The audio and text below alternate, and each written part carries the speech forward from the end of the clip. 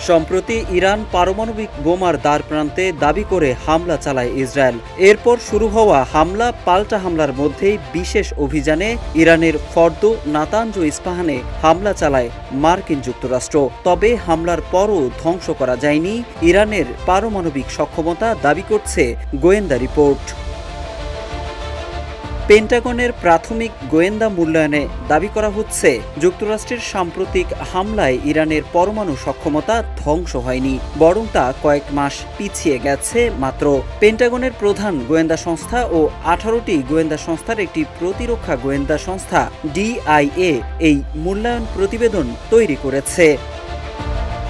CNN বলছে, 7টি নির্ভরযোগ্য সূত্রের মাধ্যমে পাওয়া তথ্য অনুযায়ী এই মূল্যায়ন এর আগে প্রকাশিত হয়নি। তবে মার্কিন প্রেসিডেন্ট ডোনাল্ড ট্রাম্প দাবি করে আসছেন, ইরানের পারমাণবিক স্থাপনাগুলো সম্পূর্ণরূপে ধ্বংস করা হয়েছে। যুক্তরাষ্ট্রের প্রতিরক্ষা মন্ত্রী পিট হেগসেথও বলেছেন, ইরানের পারমাণবিক সক্ষমতা মুছে ফেলা হয়েছে।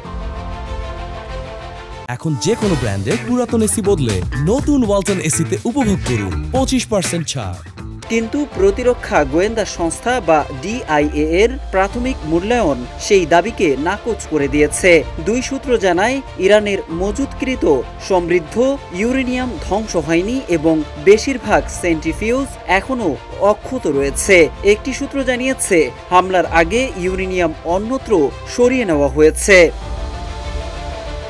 তবে যুক্তরাষ্ট্রের প্রেস সচিব ক্যারোলিন লেভিট CNN-কে বলেন, এই তথাকথিত মূল্যায়ন সম্পূর্ণ ভুল এবং একটি টপ সিক্রেট নথি থেকে ফাঁস হয়েছে। এটি প্রেসিডেন্ট ট্রাম্পকে হেয় ও সাহসী পাইলটদের অবমূল্যায়নের চেষ্টা বলে আখ্যায়িত করেছেন তিনি। ইরান ইসরায়েলের মধ্যে আপাতত সাম্প্রতিক উত্তেজনা কমেছে এবং একটি যুদ্ধবিরতি কার্যকর হয়েছে। তবে রয়টার্সের প্রতিবেদনে বলা হয়েছে, প্রেসিডেন্ট ট্রাম্পের মধ্যস্থতায় একটি নড়বড়ে যুদ্ধবিরতি কার্যকর হয়েছে ইরান ও ইসরায়েলের মধ্যে। মোহাম্মদ সাইফুল ইসলাম, ইত্তেফাক।